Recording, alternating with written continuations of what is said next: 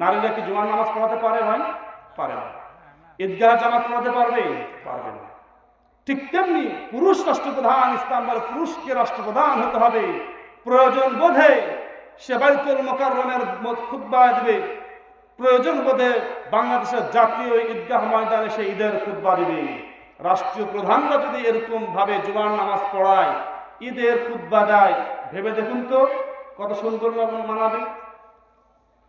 এজন্য এখন প্রশ্ন হতে পারে, নারীরা কি তাহলে রাষ্ট্রের কোনো অবদান রাখতে পারবে কিনা? হ্যাঁ, পারবে। রাষ্ট্র শুধুমাত্র প্রধান দিয়েই চলে না, রাষ্ট্র অনেকগুলো আছে। রাষ্ট্র একটা যন্ত্র, এটি একটি মেশিন, একটি ইঞ্জিন, অনেকগুলো পার্ট রয়েছে রাষ্ট্রের। এই রাষ্ট্রের বিভিন্ন পার্টে নারীরা তাদের যোগ্যতা অনুযায়ী, তাদের শারীরিকভাবে সহ্য করার ক্ষমতা অনুযায়ী, তাদের ক্যাপাসিটি অনুযায়ী, তাদের মেধা অনুযায়ী বিভিন্ন রাষ্ট্রীয় দায়িত্ব তারা পালন করবে, কিন্তু প্রধান হিসেবে থাকবে একজন পুরুষ মানুষ। আল্লাহ পাক রব্বুল আলামিন এই বিষয়ে বলেন, আর-রিজালু কাওয়ামুনা আলান নিসাই বিমা ফাদ্দালাল্লাহু বা'দাহুম আলা বা'দ।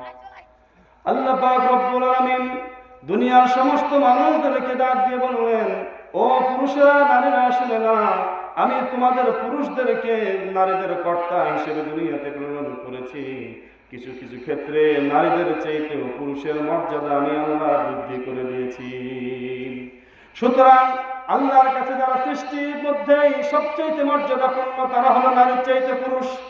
এই জন্য রাষ্ট্র যদি পুরুষ দ্বারা পরিচালিত হয়, এইটাই বৈষম্যটা ঠিক থাকে, এটাই কোনো বৈষম্য হয় না। আর যদি নারী কর্তৃক শাসিত হয়, তাহলে বোঝা যাচ্ছে কম মর্যাদার মানুষের দ্বারা বেশি মর্যাদার মানুষেরা শাসিত হতে থাকে। এই জন্য রাষ্ট্র ব্যবস্থায়, ইসলামের রাষ্ট্র ব্যবস্থায় প্রধান হতে হবে একজন পুরুষকে।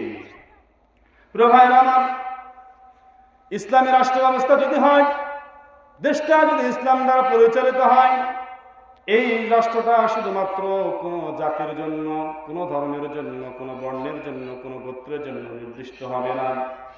ইসলামী রাষ্ট্র ব্যবস্থা শুধুমাত্র নির্দিষ্ট একটি কারিকুলাম আগাবে না।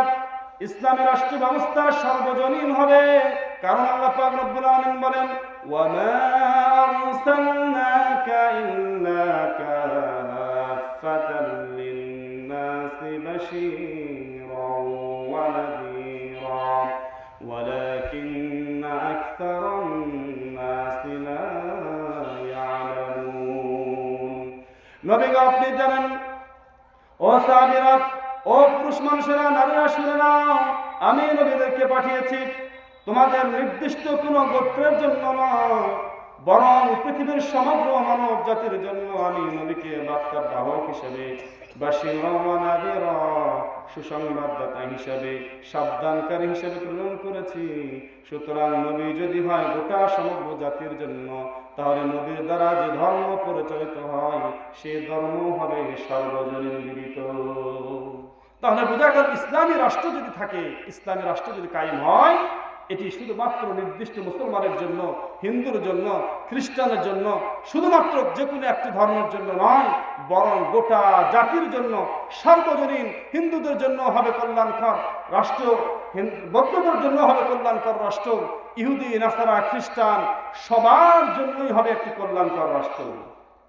প্রিয় ভাইরা আমার, কারণ নবী এসেছে শুধুমাত্র মুসলমানদের জন্য। ভাই, ওমা আরসালনাকা ইল্লা কাফাতাল লিন-নাসি বাশীরান ওয়া নাযীরা, নবী আপনাকে প্রেরণ করা হয়েছে গোটা মানব জাতির জন্য। এই মানব জাতির মধ্যে হিন্দু আছে না নাই? আছে। তো যে নবী হিন্দুদেরও নবী, খ্রিস্টানদেরও নবী, মুসলমানদেরও নবী, এই নবী যে ধর্ম নিয়ে এসেছে, এই ধর্ম কি সবার হবে না? সবার জন্য এই ধর্ম আল্লাহ পাক সার্বজনীন করে দিয়েছে। তার মানে বোঝা গেল, ইসলাম হলো একটি সার্বজনীন ধর্ম। 3 নম্বর, ইসলামী রাষ্ট্রের সমস্ত গুরুত্বপূর্ণ পদে পুরুষ মানুষ, মুসলমান ইমানদারদেরকে নিয়োগ দেওয়া হবে। সকল উচ্চপদস্থ কর্মকর্তা যারা হবে সরকারের, ক্যাবিনেটে যারা থাকবে, বিভিন্ন বড় বড় অফিস আদালতে যারা থাকবে, সেখানে বিধর্মীরা কোনোভাবে স্থান পাবে না। হ্যাঁ, তাদের চাকরি তাদের অনুযায়ী হবে, কিন্তু সকল বড় বড় চেয়ারগুলোতে ইসলামী রাষ্ট্র ব্যবস্থায় সকল মুসলমানদেরকে প্রাধান্য দেওয়া হবে। সুবহানাল্লাহ বলেন। আপনারা যদি জানেন অবাক হবেন, বিগত সরকারের আমলে সচিবালয়ে অধিকাংশ সচিবগুলোকে দেওয়া হয়েছিল হিন্দু, অধিকাংশ বড় বড় পদগুলোতে দেওয়া ছিল হিন্দু ভাইদের। আমি তাদের ধর্ম নিয়ে কোনো কটাক্ষ করছি না, বৈষম্যটা তুলে ধরার চেষ্টা করছি। ইসলামী সমাজ ব্যবস্থা যদি হয় তাহলে সকল বড় বড় পদে মুসলমানদের জায়গায় অগ্রাধিকার থাকবে। হিন্দুদের তাদের ক্যাপাসিটি অনুযায়ী, তাদের মেধা অনুযায়ী, যোগ্যতা অনুযায়ী তাদের সাথে যায় যে সকল জায়গায় হিন্দুদের তারা চাকরি কোন ব্যবস্থা হবে না হবে। যে সকল জায়গায় এখন হিন্দুই বেশি সে সকল জায়গায় হিন্দু ভাইদের চাকরি প্রমোশন ওইখানে ট্রান্সফার করা হবে। যে সকল প্রতিষ্ঠানে হিন্দু ছাত্ররা বেশি পড়ে সে সকল প্রতিষ্ঠানে হিন্দু শিক্ষকদেরকে দেওয়া হবে।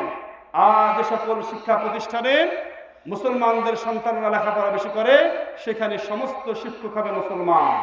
যে সকল প্রশাসনিক কার্যকলাপে মুসলমান অধ্যুষিত এলাকা সেখানে সকল প্রশাসনিক কর্মকর্তা হবে মুসলমান। আর যে সকল অঞ্চলে হিন্দু বেশি সে সকল প্রশাসনিক কার্যকলাপ পরিচালনা করবে হিন্দু ভাইরা। এটি হলো ইসলামী রাষ্ট্রের সুন্দর প্যাকেজ। কিন্তু আমরা জায়গা কিছুর মার্কা রেখে দিয়েছি, হিন্দুদের জায়গায় মুসলিম প্রশাসক, আবার মুসলিমদের জায়গায় হিন্দু প্রশাসক রেখে দেখেই একটা ধর্ম বিদ্বেষ ভাব সৃষ্টি হয়ে যায়। এই জন্য ইসলামী রাষ্ট্র ব্যবস্থা বলছে যে না, তোমরা যখন ইসলাম রাষ্ট্র ব্যবস্থা করবা শাসন কার্য এভাবে পরিচালিত হবে, হিন্দুরা হিন্দুদের জায়গায়, মুসলিমরা মুসলিমদের জায়গায়। এইভাবেই আল্লাহ পাক রব্বুল আলামিন সুন্দর বিধিবিধান তৈরি করে দিয়েছে। 3 নম্বর গেল। 4 নম্বর, ইসলামী রাষ্ট্র যদি পরিচালিত হয় ইসলাম অনুযায়ী তাহলে রাষ্ট্রটা কেমন দেখাবে দেখুন। আরেকটি সুন্দর বৈশিষ্ট্য কি, সার্বভৌমত্ব আল্লাহর কাছে থাকবে। সার্বভৌমত্ব কাকে বলে? আমি শুরুতে একটি ডেফিনেশন আপনাদের সামনে দিয়েছি, রাষ্ট্র কাকে বলে। তার মধ্যে সার্বভৌমত্ব আছে। সার্বভৌমত্ব বলা হলো যে দেশ, যে রাষ্ট্র বিদেশি প্রভাব মুক্ত হয়। যে দেশ, কথার কথা আমরা বাংলাদেশ যদি কখনো ভারতের দ্বারা প্রভাবিত হই, আমাদের দেশের মামলার রায়গুলো যদি ভারত থেকে আসে, আমাদের দেশের সকল অর্থনৈতিক নিয়ন্ত্রণ যদি ভারতের দাদা বাবুদের কাছে থাকে, কিংবা পাকিস্তানের কাছে থাকে, কিংবা আমেরিকার কাছে থাকে, তাহলে আমাদের দেশ সার্বভৌমত্ব রক্ষা করছে না, আমরা স্বাধীনভাবে বাঁচতে পারছি না, আমরা স্বাধীনতা নিয়ে দারুণ হুমকির মুখে আছি। ইসলামী রাষ্ট্র ব্যবস্থায় সার্বভৌমত্ব হবে আল্লাহ কর্তৃক। আর আমাদের দেশে সার্বভৌমত্ব মালিক কারা? জনগণ। জনগণ চাইলেই সরকারকে বাধ্য করে ক্ষমতা থেকে নামতে, সরকারকে চাইলেই ক্ষমতা বাড়িয়ে দিতে পারে, জনগণ চাইলেই বিভিন্ন আইন প্রণয়ন হবে, জনগণ চাইলেই আইন ক্যান্সেল হবে, জনগণ চাইলেই রায় দেওয়া হবে ফাঁসির, জনগণ না চাইলে তাকে বেকসুর খালাস দেওয়া হবে। এই যে আইনের মধ্যে ফাঁকফোকর, এটি আমরা তৈরি করেছি বিধায় নানাবিধ ফাঁকফোকর আমাদের সমাজের মধ্যে বিদ্যমান। আর ইসলামী রাষ্ট্রের সার্বভৌমত্বের মালিক হবেন আল্লাহ। কে হবেন? আল্লাহ।